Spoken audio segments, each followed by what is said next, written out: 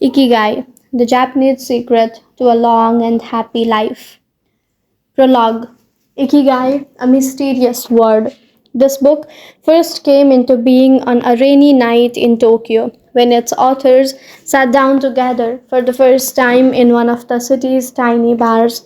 We had read each other's work but had never met, thanks to the thousands of miles that separate Barcelona from the capital of Japan.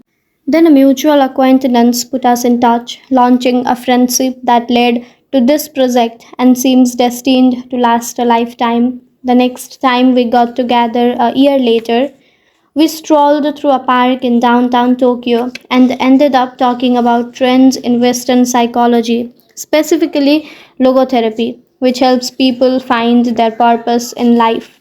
We remarked that Viktor Frankl's logotherapy had gone out of fashion among practicing therapists who favored other schools of psychology through people still search for meaning in what they do and how they live. We ask ourselves things like, what's the meaning of my life? Is the point just to live longer, or should I seek a higher purpose? Why do some people know what they want and have a passion for life, while others languish in confusion?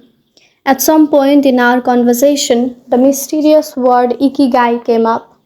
This Japanese concept, which translates roughly as the happiness of always being busy, is like logotherapy. But it happens of always being busy is like logotherapy, but it goes a step beyond. It also seems to be one way of explaining the extraordinary longevity of the Japanese, especially on the island of Okinawa, where there are 24.55 people over the age of 100 for every 100,000 inhabitants, far more than the global average.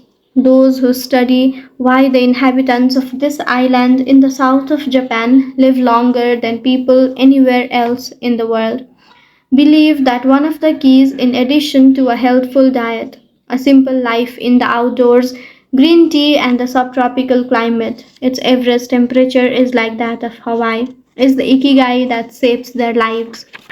While researching this concept, we discovered that not a single book in the fields of psychology or personal development is dedicated to bringing this philosophy to the West. Is Ikigai the reason there are more centurions in Okinawa than anywhere else? How does it inspire people to stay active until the very end? What is the secret to a long and happy life? As we explored the matter further, we discovered that one place in particular, Ogimi, a rural town on the north end of the island with a population of 3,000, boasts the highest life expectancy in the world, a fact that has earned it the nickname the Village of Longevity. Okinawa is where most of Japan's sequoia, a lifetime fruit that packs an extraordinary antioxidant punch, comes from. Could that be Ogimi's secret to long life? Or is it the purity of the water used to brew its moringa tea? We decided to go study the secrets of the Japanese centurions in person. After a year of preliminary research, we arrived in the village where residents speak an ancient dialect and practice an animist religion that features long haired forest spirits called Bunagya. With our cameras and recording devices in hand, as soon as we arrived, we could sense the incredible friendliness of its residents, who laughed and joked incessantly amidst lush green hills fed by crystalline waters. As we conducted our interviews with the eldest residents of the town, we realized that something far more powerful than just these natural resources was at work. An uncommon joy flows from its inhabitants and guides them through the long and pleasurable journey of their lives. Again, the mysterious Ikigai. But what is it exactly? How do you get it? It never ceased to surprise us that this heaven of nearly external life was located precisely in Okinawa, where 200,000 innocent lives were lost at the end of World War II, rather than harbor animosity towards outsiders. However, Okinawa lived by principle of Ichariba Code, a local expression that means treat everyone like a brother, even if you have never met them before. It turns out that one of the secrets to happiness in Ozimi's residence is feeling like part of a community. From an early age, they practice Weimaru, or teamwork, and so are used to helping one another, nurturing friendships, eating light, getting enough rest, and doing regular, moderate exercise are all part of the equation of good health. But at the heart of the joy they wear that inspires these centurions to keep celebrating birthdays and cherishing each new day is their Ikigai. The purpose of this book is to bring the secrets of Japan's centurions to you and give you the tools to find your own Ikigai. Because those who discover their Ikigai have everything they need for a long and joyful journey through life. Happy travels, Hector Gracia and Francis Miralles. Part 1, Ikigai, the art of staying young while growing old. What is your reason for being? According to the Japanese, everyone has an ikigai, what a French philosopher might call a raison d'etre. Some people have found their ikigai while others are still looking, though they carry it within them. Our ikigai is hidden deep inside each of us. Finding it requires a patient search. According to those born in Okinawa, the island with the most centurions in the world, our ikigai is the reason we get up in the morning. Whatever you do, don't retire. Having a clearly defined ikigai brings satisfaction, happiness, and meaning to our lives. The purpose of this book is to help you find yours and to share insights from Japanese philosophy on the lasting health of body, mind, and spirit. One surprising thing you notice living in Japan is how active people remain after they retire. In fact, many Japanese people never really retire. They keep doing what they love for as long as their health allows. There is, in fact, no word in Japanese that means retire in the sense of leaving the workforce for good, as in English. According to Dan Buettner, a National Geographic reporter who knows the country well, having a purpose in life is so important in Japanese culture that our idea of retirement simply does not exist there. The island of almost eternal youth. Certain longevity studies suggest that a strong sense of community and a clearly defined ikigai are just as important as the famously healthful Japanese diet, perhaps even more so. Recent medical studies of centenarians from Okinawa and other so called blue zones, the geographic regions where people live longest, provide a number of interesting facts about these extraordinary human beings. Not only do they live much longer than the rest of the world's population, they also suffer from fewer chronic illnesses such as cancer and heart disease. Inflammatory disorders are also less common. Many of these centurions enjoy inviolable levels of vitality and health that would be unthinkable for people of advanced age elsewhere. Their blood tests reveal fewer free radicals, which are responsible for cellular aging, as a result of drinking tea and eating until their stomachs are only 80% full. Women experience more moderate symptoms during menopause, and both men and women maintain higher levels of sexual hormones until much later in life. The rate of dementia is well below the global average. The characters behind Ikigai. In Japanese, Ikigai is written as combining, which means life, which means to be worthwhile, can be broken down into the characters, which means armor, number one, and to be the first, to head into battle, taking initiative as a leader, and which means beautiful or elegant. Though we will consider each of these findings over the courses of the book, research clearly indicates that the Okinawa's focus on Ikigai gives a sense of purpose to each and every day and plays an important role in their health and longevity. The five blue zones.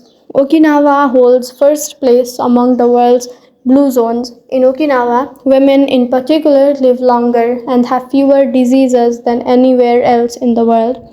The five reasons identified and analyzed by Dan Buettner in his book The Blue Zones are Okinawa, Japan, especially the northern part of the island. The locals eat a diet rich in vegetables and tofu, typically served on small plates. In addition to their philosophy of ikigai, the moai or close knit group of friends, see page 15, plays an important role in their longevity. Sadrina, Italy, especially the provinces of Nuoro and Osilastria. Locals on this island consume plenty of vegetables and one or two glasses of wine per day. As in Okinawa, the cohesive nature of this community is another factor directly related to longevity. Loma Linda, California. Researchers studied a group of 7 day Adventists who are among the longest living people in the United States. The Nicoya Peninsula, Costa Rica. Locals remain remarkably active after 90. Many of the reasons older residents have no problem getting up at 5:30 in the morning to work in the fields. Iraq, Greece. One of every three inhabitants of this island near the coast of Turkey is over 90 years old, compared to less than 1% of the population of the United States. A fact that has earned it the nickname, the Island of Long Life. The local secret seems to be a lifestyle that dates back to 500 BC.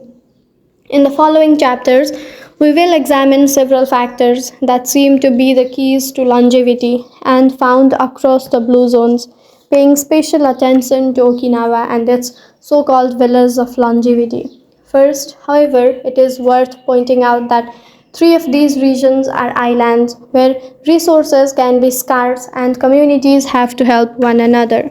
For many, helping others might be an ikigai strong enough to keep them alive. According to scientists who have studied the five blue zones, the key to longevity are diet, exercise, finding a purpose in life, in ikigai, and forming strong social ties, that is, having a broad circle of friends and good family relations.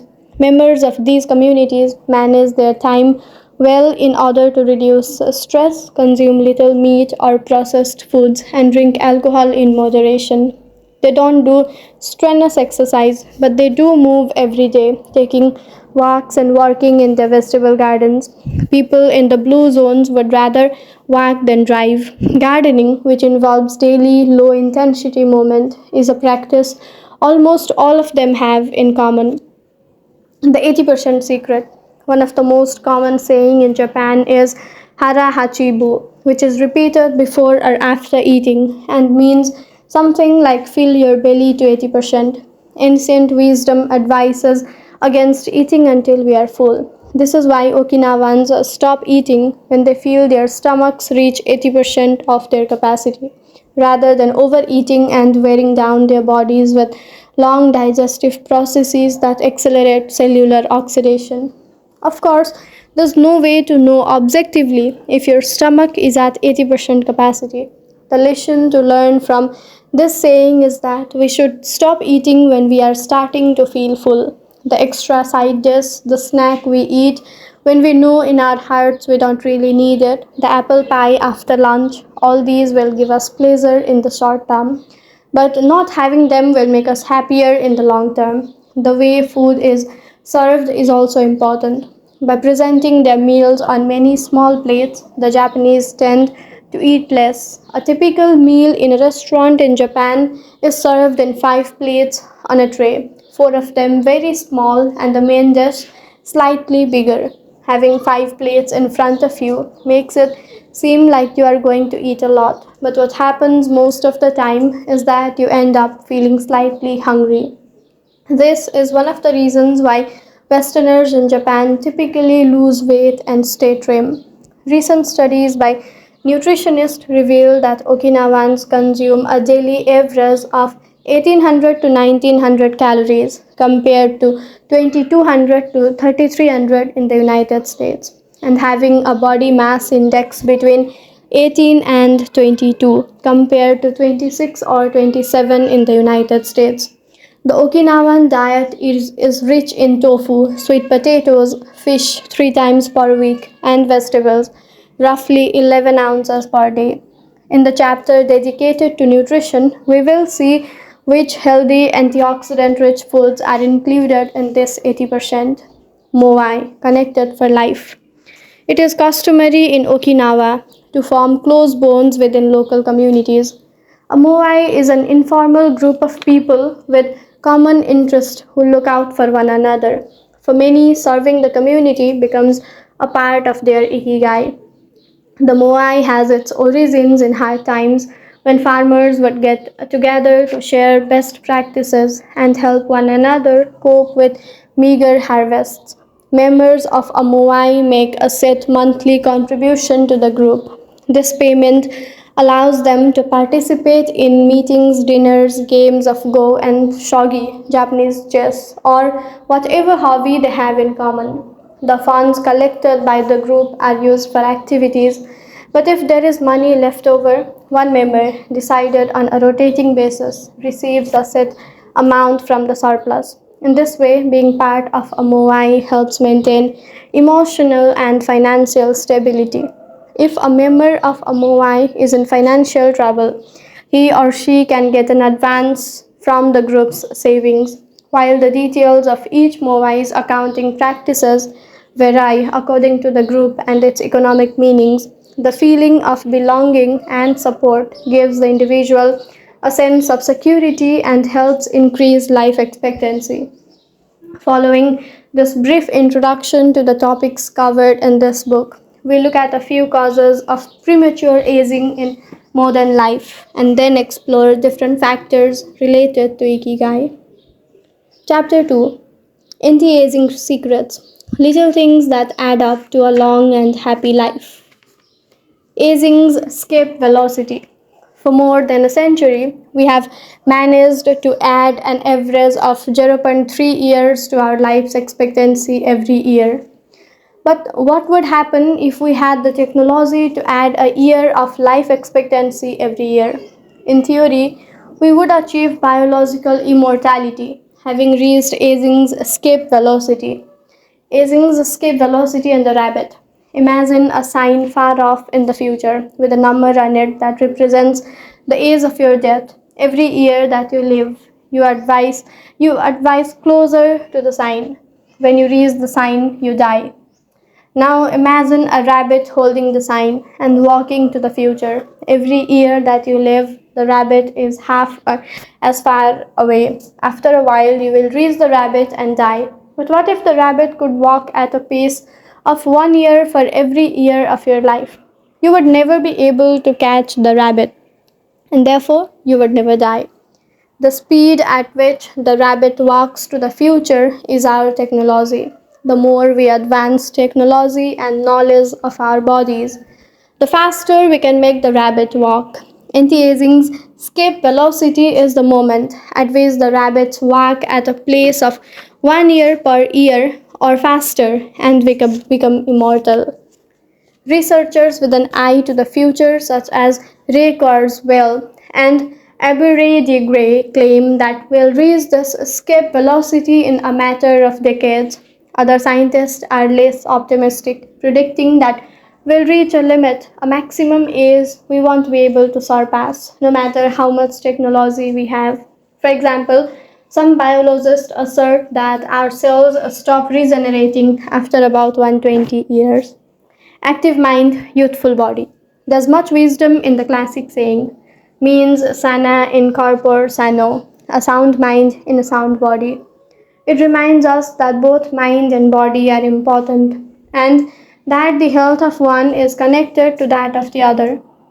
It has been shown that maintaining an active, adaptable mind is one of the key factors in staying young. Having a youthful mind also drives you towards a healthy lifestyle that will slow the aging process. Just as a lack of physical exercise has a negative effect on our bodies and mood, a lack of mental exercise is bad for us because it causes our neurons and neural connections to deteriorate and as a result reduces our ability to react to our surroundings. This is why it is important to give your brain a workout. One pioneer in advocating for mental exercise is the Israeli neuroscientist Shlomo Bernet, who argued that the brain needs a lot of stimulation in order to stay in shape. As he stated in an interview with Edward Punset for Spanish television program, reads, there is a tension between what is good for someone and what they want to do. This is because people, especially older people, like to do things as they have always done them. The problem is that when the brain develops ingrained habits, it does not need to think anymore. Things get done quickly and efficiently, an automatic pilot, often in a very advantageous way. This creates a tendency to stick to routines, and the only way to breaking these is to confront the brain with new information. Presented with new information, the brain creates new connections and is revitalized. This is why it is so important to expose yourself to change, even if stepping outside your comfort zone means feeling a bit of anxiety. The effect of mental training have been scientifically demonstrated, according to Connings, Hemingway, and Solomon Bernins in their book Maximum Brain Power, challenging the brain for health and wisdom. Mental training is beneficial on many levels. You begin exercising your brain by doing a certain task for the first time, he writes. And at first it seems very difficult, but as you learn how to do it, the training is already working. The second time you realize that it's easier, not harder to do because you're getting better at it. This has a fantastic effect on a person's mood in and of itself. It is a transformation that affects not only the results obtained but also his or her self image. This description of a mental workout might sound a bit formal, but simply interacting with others, playing a game, for example, offers new stimuli and helps prevent the depression that can come with solitude. Our neurons start to age while we are still in our 20s. This process is slowed, however, by intellectual activity, curiosity, and a desire to learn, dealing with new situations, learning something new every day, playing games, and interacting with other people seems to be essential anti aging strategies for the mind. Furthermore, a more positive outlook in this regard will yield greater mental benefits. Stress, accused of killing longevity. Many people seem older than they are. Research into the cause of premature aging has shown the stress has a lot to do with it because the body wears down much faster during periods of crisis. The American Institute of Stress investigated this degenerative process and concluded that most health problems are caused by stress. Researchers at the Edinburgh University Hospital conducted a study in which they subjected a young doctor to a job interview, which they made even more stressful by forcing him to solve complex math problems for 30 minutes. Afterward, they took a blood sample. When they discovered was that his antibodies had reacted to stress the same way they react to pathogens, activating the proteins that trigger an immune response. The problem is that this response not only neutralizes harmful agents, it also damages healthy cells, leading them to age prematurely. The University of California conducted a similar study, taking data and samples from 39 women who had high levels of stress due to the illness of one of their children and comparing them to samples from women with healthy children and low levels of stress. They found that stress promotes cellular aging by weakening cell structures known as telomeres, which affect cellular regeneration and how our cells age. As the study revealed, the greater the stress, the greater the degenerative effect on the cell. How does stress work? These days, people live at a frantic pace and in a nearly constant state of competition. At this fever pitch, stress is a natural response to the information being received by the body as potentially dangerous or problematic. Theoretically, this is a useful reaction as it helps us survive in hostile surroundings. Over the course of our evolution, we have used this response to deal with difficult situations and to flee from predators.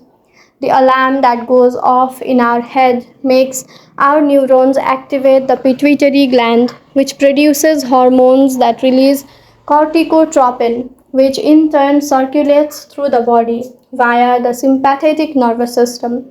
The adrenal gland is then triggered to release adrenaline and cortisol. Adrenaline raises our respiratory rate and pulse and prepares our muscles for action, getting the body ready to react perceived danger, while cortisol increases the release of dopamine and blood glucose, which is what gets us charged up and allows us to face challenges. Cave dwellers and modern humans.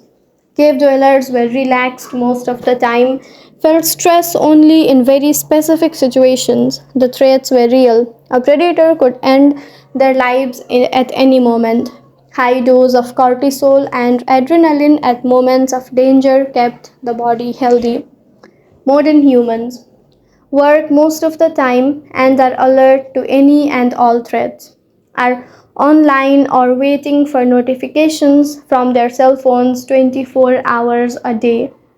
The brain associates the ping of a cell phone or an email notification with the threat of a predator. Low dose of cortisol flow constantly through the body, with implications for a range of health problems, including adrenal fatigue and chronic fatigue syndrome. These processes are in moderation beneficial. They help us overcome challenges in our daily lives. Nonetheless, the stress to which human beings are subjected today is clearly harmful. Stress has a degenerative effect over time. A sustained state of emergency affects the neurons associated with memory, as well as inhibiting the release of certain hormones, the absence of which can cause depression. Its secondary effects include irritability, insomnia, anxiety, and high blood pressure. As such, though challenges are good for keeping minds and body active, we should adjust our high stress lifestyles in order to avoid the premature aging of our bodies. Be mindful about reducing stress. Whether or not the threats we perceive are real, stress is an easily identifiable condition that not only causes anxiety but is also highly psychosomatic, affecting everything from our digestive system to our skin. This is why prevention is so important to avoiding the toll that stress takes on us, and why many experts recommend practicing mindfulness. The central premise of this stress reduction method is focusing on the self, noticing our responses, even if they are conditioned by habit, in order to be fully conscious of them. In this way, we connect with the here and now and limit thoughts that tend to spiral out of control. We have to learn to turn off the autopilot that's steering us in an endless loop. We all know people who snack while talking on the phone or watching the news. You ask them if the omelette they just ate had onions in it, and they can't tell you, says Roberto Alcibar, who abandoned his fast paced life to become a certified instructor of mindfulness after an illness threw him into a period of acute stress. One way to reach a state of mindfulness is through meditation, which helps filter the information that reaches us from the outside world. It can also be achieved through breathing exercises, yoga, and body scans. Achieving mindfulness involves a gradual process of training, but with a bit of practice, we can learn to focus our mind completely, which reduces stress and helps us live longer. A little stress is good for you. While sustained intense stress is a known enemy of longevity and both mental and physical health, low level of stress have been shown to be beneficial. After observing a group of test subjects for more than 20 years, Dr. Howard S. Friedman and a psychology professor at the University of California, Riverside, discovered that people who maintained a low level of stress, who faced challenges and put their heart and soul into their work in order to succeed, lives longer than those who chose a more relaxed lifestyle and retire earlier. For this, he concluded that a low level of stress tends to develop healthier habits, smoke less, and drink less alcohol. Given this, it is not surprising that many of the supercentenarians people who live to be 110 or more, whom we'll meet in this book, talk about having lived intense lives and working well into old age. A lot of sitting with will aid you. In the Western world in particular, the rise in sedentary behavior has led to numerous diseases such as hypertension and obesity, which in turn affect longevity. Spending too much time seated at work or at home not only reduces muscular and respiratory fitness but also increases appetite and curbs the desire to participate in activities. Being sedentary can lead to hypertension, imbalance, eating, cardiovascular disease, osteoporosis, and even certain kinds of cancer. Recent studies have shown a connective link between a physical activity and the progressive distortion of telomeres in the immune system, which ages those cells and in turn the organisms as a whole. This is a problem at all life stages, not only among adults. It is easy to be less sedentary, just makes a bit of effort and few changes to your routine. You can access a more active lifestyle that makes us feel better inside and out. We just have to add a few ingredients to our everyday habits. Walk to work, or just go on a walk for at least 20 minutes each day. Use your feet instead of an elevator or escalator. This is good for your posture, your muscles, and your respiratory system, among other things. Participate in social or leisure activities so that you do not spend too much time in front of the television. Replace your junk food with fruit, and you'll have less of an urge to snack and more nutrients in your system. Get the right amount of sleep. 7 to 9 hours is good, but any more than that makes us lethargic. Play with children or pets, or join a sports team. This not only strengthens the body but also stimulates the mind and boosts self esteem. Be conscious of your daily routine in order to detect harmful habits and replace them with more positive ones. By making these small changes, we can begin to renew our bodies and minds and increase our life expectancy. A model's best kept secret. Though we age both externally and internally, both physically and mentally, one of the things that tell us the most about people's age is their skin, which takes on different textures and colors according to processes going on beneath the surface. Most of those who make their livings as models claim to sleep between 9 and 10 hours the night before a fashion show. This gives their skin a taut, wrinkle free appearance and a healthy, radiant glow. Science has shown that sleep is a key anti aging tool that causes when we sleep, we generate melatonin, a hormone that occurs naturally in our bodies. The pineal gland produces it from the neurotransmitter serotonin according to our diurnal and nocturnal rhythms, and it plays a role in our sleep and waking cycles. A powerful antioxidant, melatonin, helps us live longer and also offers the following benefits. It strengthens the immune system. It contains an element that protects against cancer. It promotes the natural production of insulin, It slows the onset of Alzheimer's disease. It helps prevent osteoporosis and fight heart disease.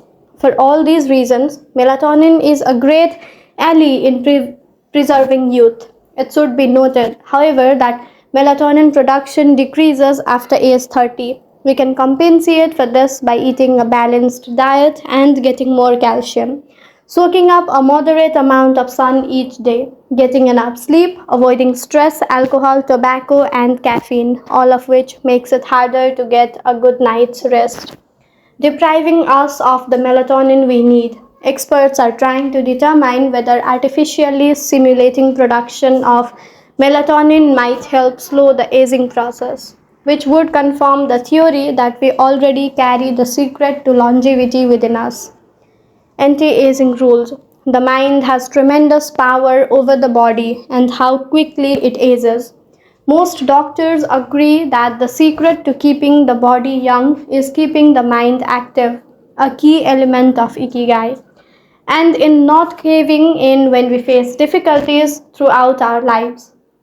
One study conducted at Yeshiva University found that people who live the longest have two dispositional traits in common: a positive attitude and a high degree of emotional awareness. In other words, those who face challenges with a positive outlook and are able to manage their emotions are already well on their way towards longevity. A stoic attitude. Serenity in the face of a setback can also help keep you young as it lowers anxiety and stress levels and stabilizes behavior. This can be seen in the greater life expectancies of certain cultures with unhurried, deliberate lifestyles. Many centurions and supercentenarians have similar profiles. They have had full lives that were difficult at times, but they knew how to approach these challenges with a positive attitude and not be overwhelmed by the obstacles they faced. Alexander Emick, who in 2014 became the world's oldest living man at the age 111, knew he had good genes but understood that other factors contributed too. The life you live is equally or more important for longevity. He said in an interview with Reuters after being added to Guinness Book of World Records in 2014. An ode to longevity. During our stay in Ogimi, the village that holds the Guinness record for longevity, a woman who was about to turn 100 years old sang the following song for us in a mixture of Japanese and the local dialect. To keep healthy and have a long life, eat just a little of everything with relish. Go to bed early, get up early, and then go out for a walk. We live each day with serenity and we enjoy the journey. To keep healthy and have a long life, get on well with all of our friends. Spring, summer, fall, winter, we happily enjoy all the seasons. The secret is to not get distracted by how old the fingers are, from the fingers to the head and back once again. If you keep moving with your fingers working, 100 years will come to you. We can now use our fingers to turn the page to the next chapter, when we will look at the close relationship between longevity and discovering our life's mission. Chapter 3: From Logotherapy to Ikigai: How to Live Longer and Better by Finding Your Purpose. What is logotherapy? A colleague once asked Viktor Frankl to define his school of psychology in a single phrase, to which Frankl replied, "Well, in logotherapy, the patient sits up straight and has to listen to things that are on occasion hard to hear." The colleague had just described psychoanalysis to him in following terms. In psychoanalysis, the patient lies down on a couch and tells you things that are on occasion hard to say. Frankl explains that one of the first questions he would ask his patients was, "Why do you not commit suicide?" Usually, the patient found good reasons not to and was able to carry on. What then does logotherapy do? The answer is pretty clear. It helps you find reasons to live. Logotherapy pushes patients to consciously discover their life's purpose in order to confront their neuroses. Their quest to fulfill their destiny then motivates them to press forward. breaking the mental chains of the past and overcoming whatever obstacles they encounter along the way. Something to live for. A study conducted by Frankel in his Venka clinic found that among both patients and personnel, around 80% believed that human beings needed a reason for living, and around 60% felt they had someone or something in their lives worth dying for. The search for meaning, the search for purpose became a personal driving force that allowed Frankel to achieve his goals. The process of logotherapy can be summarized in these 5 steps.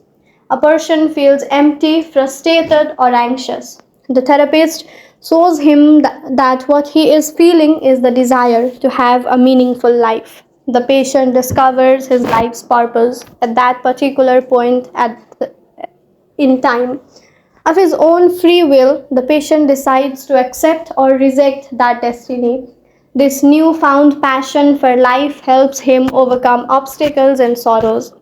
Frankel himself would live and die for his principles and ideals. His experiences as a prisoner at Auschwitz shows him that everything can be taken from a man, but one thing, the last of the human freedoms, to choose one's attitude in any given set of circumstances, to choose one's own way. It was something he had to go through alone, without any help, and it inspired him for the rest of his life. 10 differences between psychoanalysis and logotherapy. Psychoanalysis: the patient reclines on a couch like a patient. It is retrospective, it looks to the past. It is introspective, analyzes neurosis. The drive is towards pleasure, centers on psychology, works on psychogenic neurosis, analyzes the unconscious origin of conflicts, instinctual dimensions, limits itself to the patient's instincts, is fundamentally incompatible with faith, seeks to reconcile conflicts and satisfy impulses and instincts. Logotherapy: the patient sits facing the therapist, who guides him or her without passing judgments, looks towards the future, does not delve into the past neurosis. The drive is toward purpose and meaning. It includes a spiritual dimension, also works on noogenic and existential neuroses, deals with conflicts when and where they arise. Spiritual dimension also deals with spiritual realities, is compatible with faith, seeks to help the patient find meaning in his life and satisfy his moral principles. Fight for yourself. Existential frustration arises when our life is without purpose or when that purpose is squared. In Frankel's view, however, there is no need to see this frustration as an anomaly or a symptom of neurosis. Instead, it can be a positive thing, a catalyst for change. Logotherapy does not see this frustration as mental illness, the way other forms of therapy do, but rather as spiritual anguish, a natural and beneficial phenomenon that drives those who suffer from it to seek a cure, whether on their own or with the help of others, and in doing so to find greater satisfaction in life. It helps them change their own destiny. Logotherapy enters the picture if person needs help doing this, if he needs guidance in discovering his life's purpose and later in overcoming conflicts so that he can keep moving towards his objective. In man's search for meaning, Frankl cites one of Nietzsche's famous aphorisms: "He who has a why to live for can bear with almost anyhow." Based on his own experience, Frankl believed that our health depends on that natural tension that comes from comparing what we have accomplished so far with what we would like to achieve in the future. What we need then is not a peaceful existence, but a challenge we can strive to meet by applying all the skills at our disposal.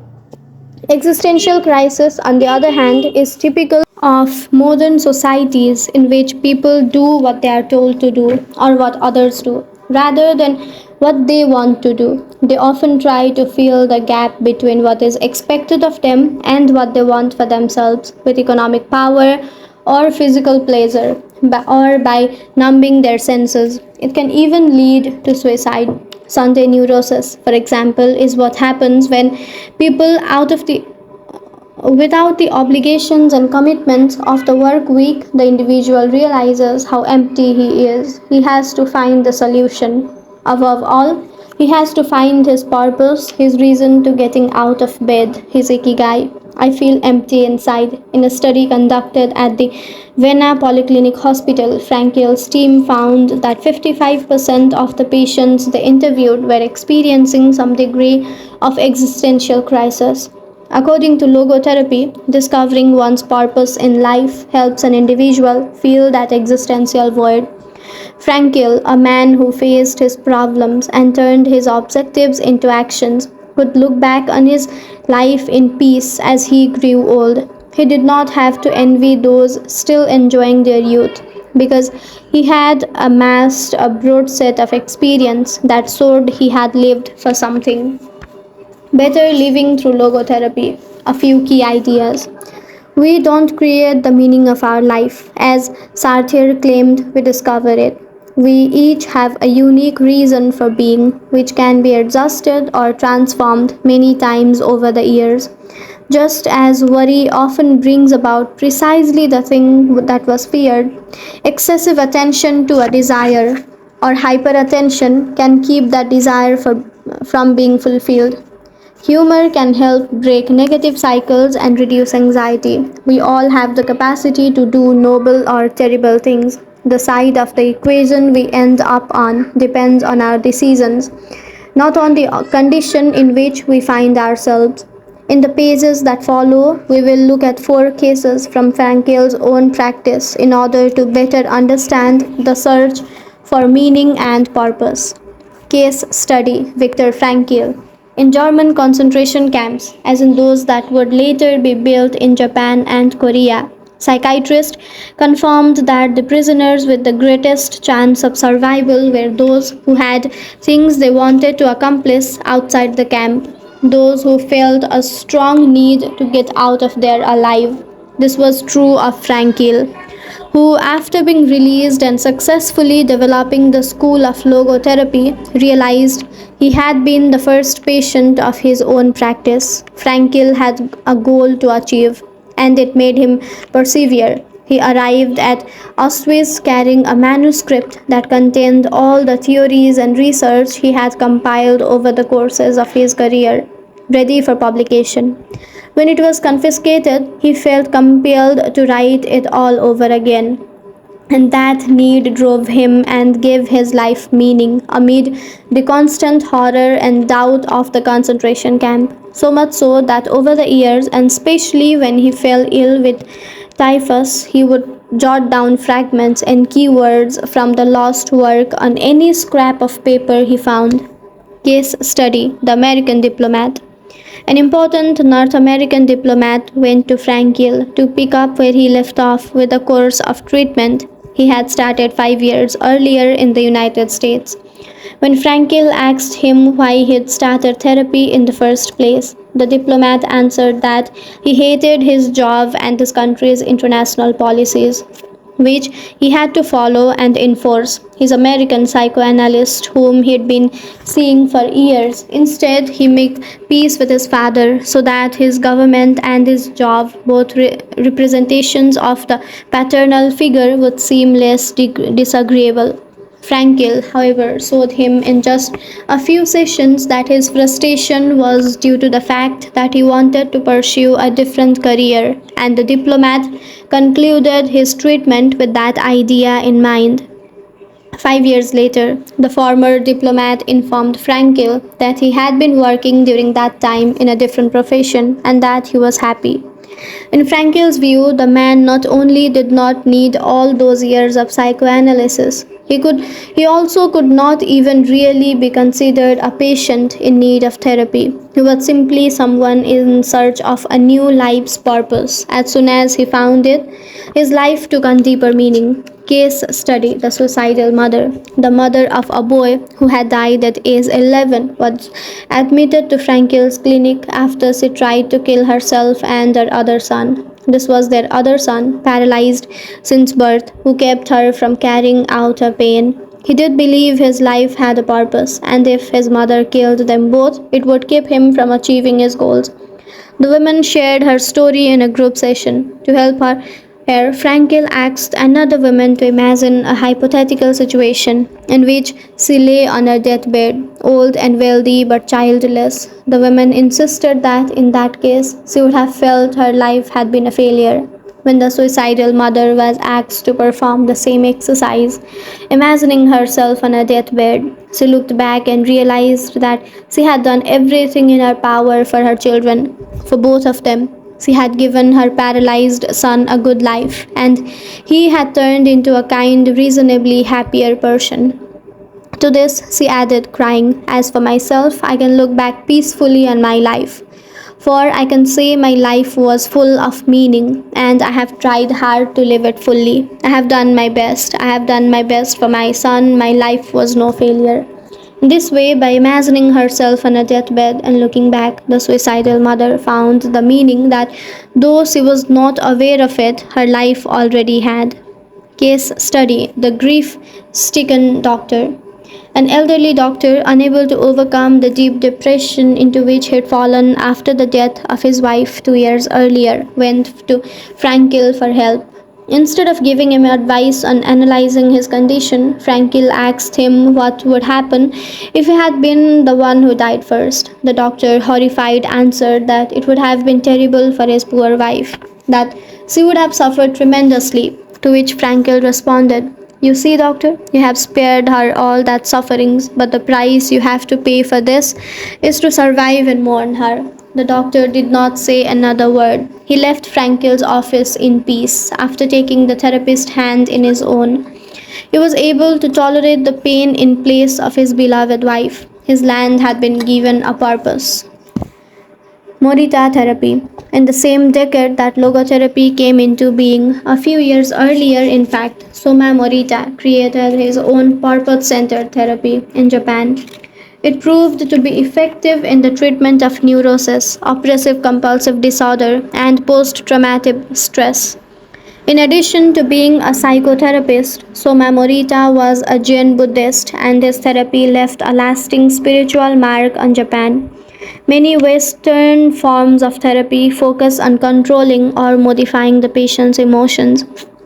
In the West, we tend to believe that what we think influences how we feel, which in turn influences how we act. In contrast, Morita therapy focuses on teaching patients to accept their emotions without trying to control them, since their feelings will change as a result of their actions. In addition to accepting the patient's emotions, Morita therapy seeks to create new emotions on the basis of actions. According to Morita, these emotions are learned through experience and repetition. Morita therapy is not meant to eliminate symptoms. Instead, it teaches us to accept our desires, anxieties, fears, and worries and let them go. As Morita writes in his book, Morita Therapy and the True Nature of Anxiety Based Disorders, in feelings it is best to be wealthy and generous. Morita explained the ideas of letting go of negative feelings with the following table. A donkey that is tied to a post by a rope will keep walking around the post in an attempt to free itself, only to become more immobilized and attached to the post. The same thing applies to people with obsessive thinking, who become more trapped in their own suffering when they try to escape from their fears and discomfort.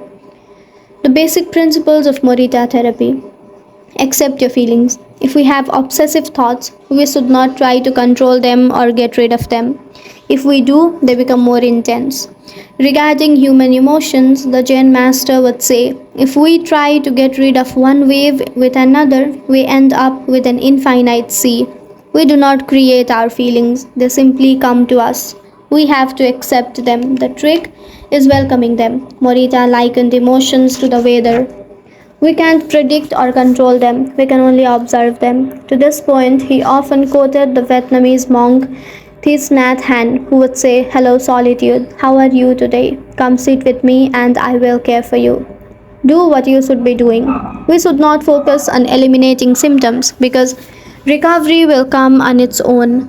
We should focus instead on the present moment, and if we are suffering, on accepting that suffering. Above all, we should avoid intellectualizing the situation. The therapist's mission is to develop the patient's character so he or she can face any situation, and character is grounded in the things we do. Morita therapy does not offer its patients explanations, but rather allows them to learn from their actions and activities. It does not tell you how to meditate or how to keep a diary the way Western therapies do. It is up to the patient to make discoveries through experience. Discover your life's purpose. We cannot control our emotions, but we can take charge of our actions every day. This is why we should have a clear sense of our purpose and always keep Morita's mantra in mind. What do we need to be doing right now? What action should we be taking? The key to achieving this is having dared to look inside yourself to find your Ikigai.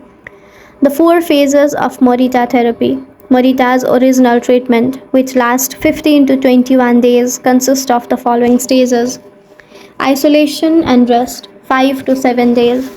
During the first week of treatment, the patient rests in a room without any external stimuli.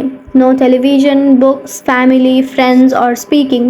All the patient has is his thoughts. He lies down for most of the day and is visited regularly by the therapist, who tries to avoid interacting with him as much as possible. The therapist simply advises the patient to continue observing the rise and fall of his emotions as he lies there. When the patient gets bored and wants to start doing things again, he is ready to move on to the next stage of therapy. Light occupational therapy, 5 to 7 days. In this stage, the patient performs repetitive tasks in silence. One of these is keeping a diary about his thoughts and feelings. The patient goes outside after a week of being shut in, takes walk in nature and does breathing exercises. He also starts doing simple activities such as gardening, drawing, or painting. During this stage, the patient is still not allowed to talk to anyone except the therapist. Occupational therapy, 5 to 7 days. In this stage, the patient performs tasks that require physical movement. Dr. Morita liked to take his patients to the mountains to chop wood. In addition to physical tasks, the patient is also immersed in other activities such as writing, painting, or making ceramics. The patient can speak with others at this stage, but only about the tasks at hand. The return to social life and the real world. The patient leaves the hospital and is reintroduced to social life, but maintains the practices of meditation and occupational therapy developed during treatment. The idea is to re enter society as a new person with a sense of purpose and without being controlled by social or emotional pressures. Naikan meditation. Morita was a great Zen master of Naikan introspective meditation. Much of his therapy draws on his knowledge and mastery of this school, which centers on three questions the individual must ask him or herself. What have I received from person X? What have I given to person X? What problems have I caused person X? Through these reflections, we stop identifying others as the cause of our problems and deepen our own sense of responsibility. As Morita said, if you're angry and want to fight, think about it for 3 days before coming to blows. After 3 days, the intense desire to fight will pass on its own. And now, Ikigai, logotherapy, and Morita therapy are both grounded in a personal, unique experience that you can access without therapist or spiritual retreats. The mission of finding your Ikigai, your existential fuel.